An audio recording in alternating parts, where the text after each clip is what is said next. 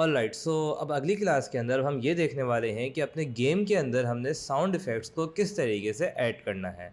अब बात रही साउंड इफ़ेक्ट्स की, तो उसके लिए ऑब्वियस सी बात है, आपको साउंड चाहिए होगी, कोई साउंड की फ़ाइल चाहिए होगी।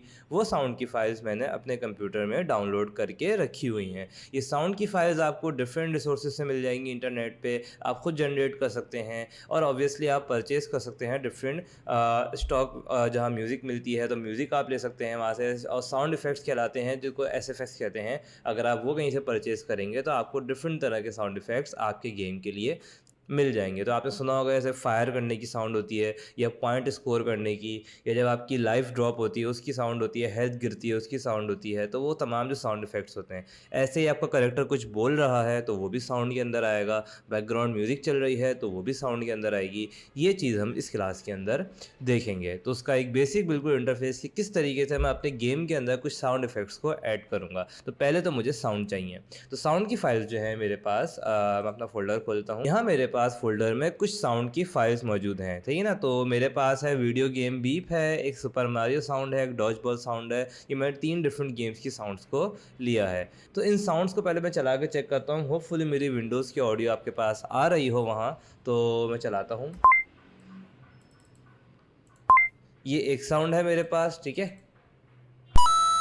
ये एक दूसरी साउंड है मेरे पास, और ये तीसरी साउंड है। बहुत छोटे छोटे 3 साउंड इफेक्ट्स हैं। इनको लाने का तरीका बहुत सिंपल है। इनको मैं अगर सेलेक्ट करके ड्रैग कर दूँ अपनी यूनिटी विंडोज़ के अंदर तो ये वहाँ पर आ जाएंगे। या दूसरा तरीका ये है, मैं राइट क्लिक करता हूँ, यहाँ पे क्लिक करने के बाद इंपोर्ट न्यू एसेट, अगर मैं इस पर क्लिक करूँ तो ये मेरे पास फोल्डर में आ जाएगा। यहाँ से मैं अपने एसेट्स को इम्पोर्ट कर सकता हूँ। तो जब मैं यहाँ से अपना फोल्डर खोलूँगा इंपोर्ट न्यू एसेट करने के बाद, तो ये तीनों एसेट मेरे पास आ गए। इनको मैं यहाँ से इम्पोर्ट कर सकता हूँ और यहाँ मेरे पास ये तीनों साउंड इफेक्ट्स गेम के अंदर आ गए हैं। अब इन साउंड इफेक्ट्स को मैंने अपने ऑब्जेक्ट्स के ऊपर देना है गेम के अंदर। तो देने से पहले मैं इनको थोड़ा अगेन ऑर्गेनाइज कर लूँगा। राइट क्लिक करूँगा, क्रिएट करके न्यू फोल्डर, और इसका नाम मैं रख दूँगा, फोल्डर का नाम म्यूज़िक। और म्यूज़िक के अंदर मैं इन तीनों साउंड को ऐसे यहाँ से सेलेक्ट करके और यहाँ म्यूज़िक के अंदर डाल दूँगा। ठीक हो गया जी। तो म्यूज़िक हो गई, ये साउंड हो गई, ये एसएफएक्स कह सकते हैं। मैं चलो रिनेम करता हूँ इसको और एसएफएक्स कह देता हूँ, और इन शॉर्ट साउंड इफेक्ट्स। तो यूँ साउंड इफेक्ट्स आपके गेम के अंदर यहाँ आ गई हैं। अब इन साउंड इफेक्ट्स को इस्तेमाल करना है गेम के अंदर, यानी कि इनको हमें ऑब्जेक्ट्स को देना है। वो काम हम किस तरीके से करेंगे, उसके लिए 2-3 बातें हैं। पहली चीज़ तो ये कि अपने किसी भी गेम ऑब्जेक्ट में आपको एक ऑडियो सोर्स देनी होती है जिसके अंदर आप साउंड को डालेंगे। दिखाता हूँ किस तरीके से। फॉर एग्जांपल मैं कहता हूँ मेरी कैंडी, मेरी जो एक कैंडी है इसको मैं कहता हूँ भाई ऐड कंपोनेंट, और यहाँ से मैं लिखा हुआ ऑलरेडी ऑडियो सोर्स यहाँ आप लिखेंगे नीचे से ऑडियो सोर्स। जब आप इसको ये देंगे तो एक पूरी नई एक पूरी विंडो आ जाएगी, एक प्रॉपर्टी आ जाएगी आपके कैंडी की, यानी जिस भी चीज़ को आप देंगे उसके अंदर एक ऑडियो सोर्स यहाँ पे आ जाएगी। पहली चीज़ को देनी है आपने audio clip.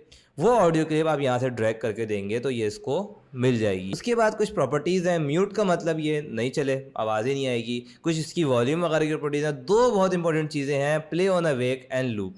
Play on awake का मतलब ये, जैसे ही ये ऑब्जेक्ट गेम में आए, जैसे ही अवेक हो ये ऑब्जेक्ट, तो ये साउंड प्ले हो जाए। तो जैसे कोई चीज़ स्पॉन हो तो उसकी आवाज़ आ जाए, ये काम आप कर सकते हैं। या हर लेवल के शुरू में ये आवाज़ आ जाए, ये काम कर सकते हैं। बैकग्राउंड म्यूजिक में हम ये काम कर सकते हैं। लूप भी बैकग्राउंड म्यूजिक में होता है कि वो चीज़ फिर चलती रहे, एक दफ़ा आप चले तो चलती रहे जब तक वो ऑब्जेक्ट मौजूद रहेगी। तो ये 2 बातें हैं जो कि हम कर सकते हैं अपनी ऑडियो के साथ। ये बैकग्राउंड म्यूजिक तो हम देने नहीं वाले, साउंड इफेक्ट देने वाले हैं। तो अगर मैं इसको देता हूँ ये सेंटर वाला साउंड इफेक्ट यहाँ से इस तरीके से, ठीक है जी। कंट्रोल एस, सेव किया। और अब जब मैं गेम को प्ले करूँगा तो जो साउंड इफेक्ट मैंने दिया है वो साउंड इफेक्ट चल पड़ेगा बस कैंडी के ऊपर। कैंडी है तो ये साउंड इफेक्ट आएगा, कैंडी नहीं होगी तो साउंड इफेक्ट नहीं आएगा। आप देखो ये साउंड इफेक्ट आ गया है, बट ये सिर्फ इसी लेवल में रहेगा, सेकंड लेवल में नहीं आएगा, क्योंकि प्री फैब में तो नहीं दिया हमने, ये काम कर दिया है इस वाली कैंडी में, इस स्पेसिफिक कैंडी में किया है। तो यानी अगर किसी एक लेवल में हमें एक ख़ास साउंड देनी है तो ये काम करेंगे हम। लेकिन अगर हर जगह करना है कि जहाँ जहाँ कैंडी मौजूद है, तो आपको इसकी प्री फैब को चेंज करना होगा। वो कैसे करेंगे, पहले तो आप ये साउंड यहाँ से हटा दें, बिल्कुल ही रिमूव कंपोनेंट कर दिया, वो साउंड चली गई। अब जाएंगे हम प्रीफैब में, कैंडी पे क्लिक करेंगे, कैंडी के आगे छोटा सा एरो आ रहा है, तो अब ये कैंडी की प्रीफैब खुल गई है। ऑलराइट, यहाँ मैं जो काम करूँगा वो काम तमाम कैंडीज़ में हो जाएगा। तो ऐड कंपोनेंट पे क्लिक करूँगा, ऑडियो सोर्स दूंगा, और इसको अब मैं ऑडियो सोर्स दे दूंगा ये सेंटर वाली। और अब जब मैं इसको प्ले करूँगा, या मैं चेक भी कर सकता हूँ, कंट्रोल ऐसे सेव किया और मैं सीन्स में आता हूँ, लेवल 1 सेव कर दिया। इस कैंडी को भी मिल चुकी है लेवल 2, इस कैंडी को भी थोड़ा जूम आउट करते हैं, ये लेवल 2 की कैंडी है, इसको भी ये ऑडियो सोर्स मिल चुकी है। तो अभी गेम को प्ले करेंगे तो जितने भी लेवल्स हम प्ले करेंगे हर जगह ये साउंड आएगी आपके पास टिडिंग की, सही है ना।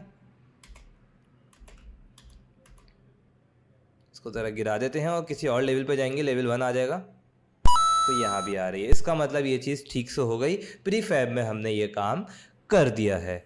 तो ये तो थी मेरी एक ऐसी साउंड जो बस प्ले हो जाए गेम शुरू होते ही। तो आपने अब दूसरी चीज़ ये करनी है कि दो चीज़ें जब कोई कोलाइड करे तो साउंड आए, यानी कोड करना है, साउंड को प्रोग्राम करना है। वो किस तरह करेंगे? अच्छा, वो प्रोग्राम करेंगे हम अपने इसके ऊपर, बॉल के ऊपर। बॉल पे आएंगे, इसके स्क्रिप्ट का नाम है न्यू बिहेवियर स्क्रिप्ट। इस स्क्रिप्ट को खोलेंगे और यहाँ प्रोग्राम करेंगे हम, सही है, बॉल को। तो बॉल को अभी तक हमने कोलिजन प्रोग्राम नहीं किया था, प्लेटफॉर्म के साथ हमने किया था। प्लेटफॉर्म स्क्रिप्ट अगर मैं देखूं तो वहाँ मैंने किया था कि ये आपके पास आ रहा है कि ऑन कोलिजन एंटर, तो ये हो। बॉल के साथ हमने ये काम नहीं किया था। तो पहले तो बॉल के अंदर साउंड को प्रोग्राम करना है। साउंड कैसे प्रोग्राम करेंगे? सारा प्रोग्राम मैं कर लेता हूँ, फिर वहाँ जाके इसकी हम साउंड को दे देंगे। तो पब्लिक ऑडियो सोर्स, ओके, और ऑडियो सोर्स का नाम रखूँगा मैं जैसे टच साउंड। तो क्या हो जाएगा भाई, एक टच, जब कोई चीज़ टच करे तो मैं एक साउंड बना रहा हूँ, नाम मैंने खुद रखा है टच साउंड। ये फिक्स है सिंटेक्स, पब्लिक ऑडियो सोर्स, ये तो आपने लिखना है। आगे नाम आप खुद रखेंगे टच साउंड।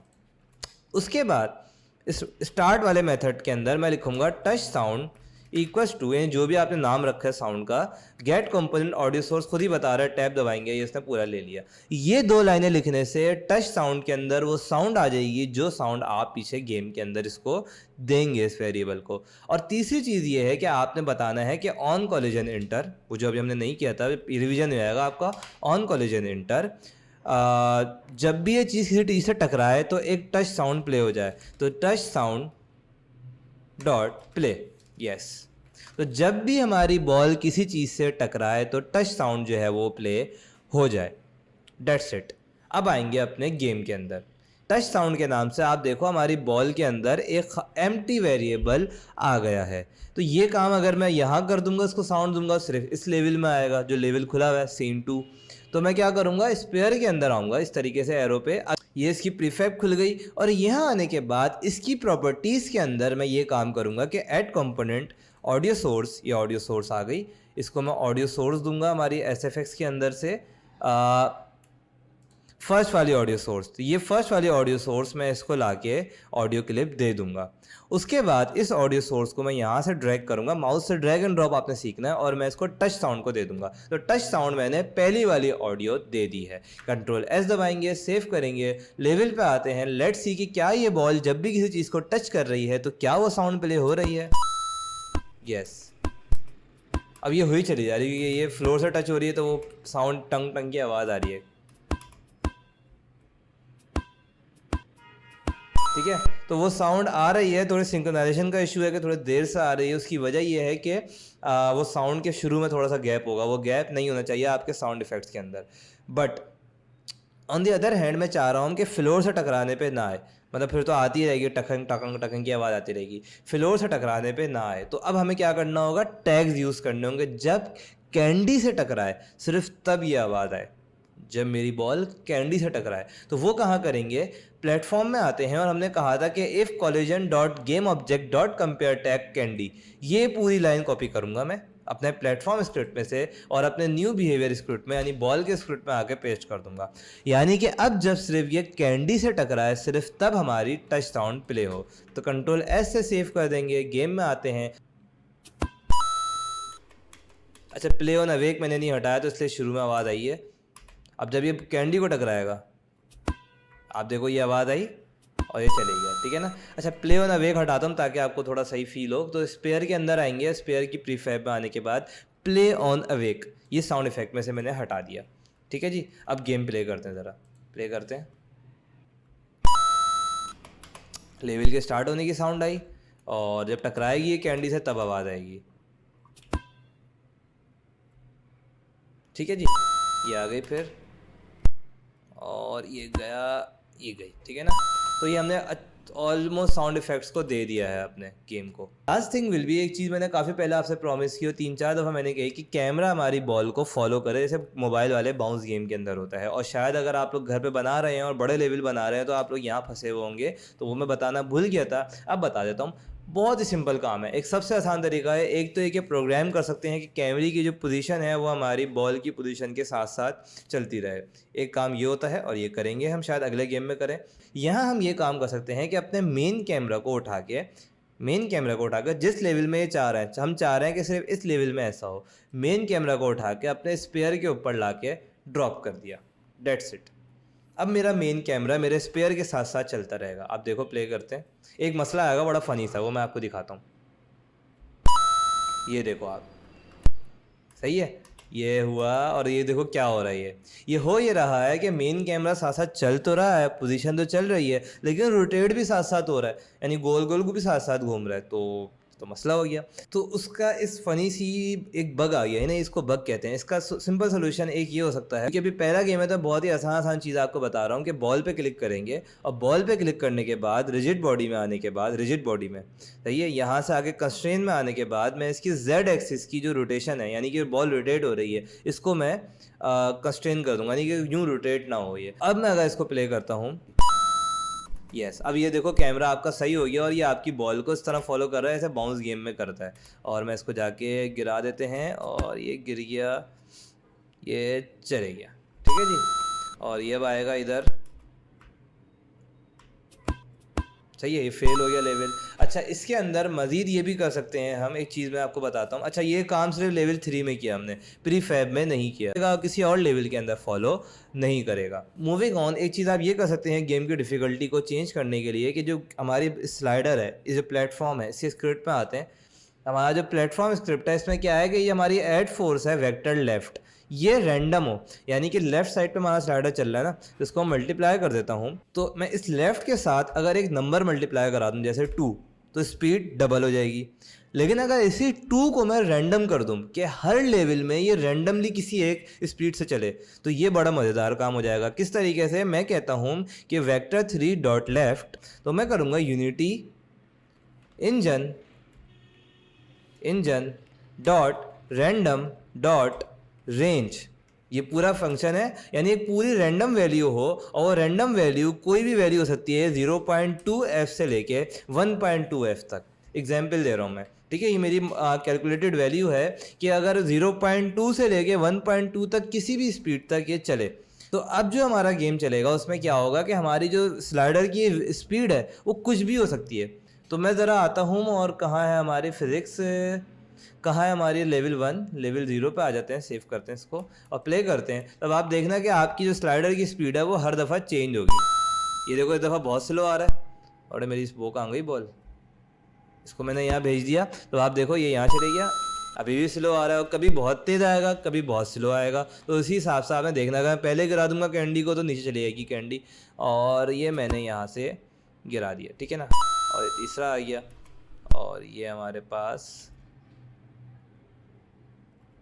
ये बहुत स्लो आ रहा है, इसका वेट करना पड़ेगा, और मैंने इसको यहाँ से, और चला जाओ भाई, जाओ जाओ, ये गया, ठीक है जी। तो ये हमने अपना साउंड इफेक्ट डाल लिया, हमने कैमरे को फॉलो करा लिया, स्लाइडर की स्पीड को चेंज करा लिया, और यहाँ तक की कुछ चीज़ें जो माइनर चीज़ें थी वो करने के बाद हमारा एक बहुत ही बेसिक सा गेम रेडी हो चुका है, जिसमें हमने सारे ऑलमोस्ट इसेंशियल चीज़ें जो होती हैं, बहुत जो इसेंशियल चीज़ें होती हैं जो इनिशियली समझना मुश्किल लगती हैं, वो तमाम चीज़ें कर ली हैं। एडवांस तो इसकी कोई लिमिट ही नहीं है, आप कितने महीने सालों काम करते रहते हैं और सीखते रहते हैं। मैं भी इसमें नई नई चीज़ें सीखता रहता हूँ, एज अ हॉबी मैं इसके अंदर गेम्स बनाता रहता हूँ। तो आप लोग भी इसके साथ खेलेंगे और बना सकते हैं। अब आगे अगले क्लास के अंदर हम बहुत ही जो हमारा फाइनल पार्ट होगा कि इस गेम को सेव कैसे करेंगे, पब्लिश कैसे करेंगे, वो देखेंगे। I will see you in the next class.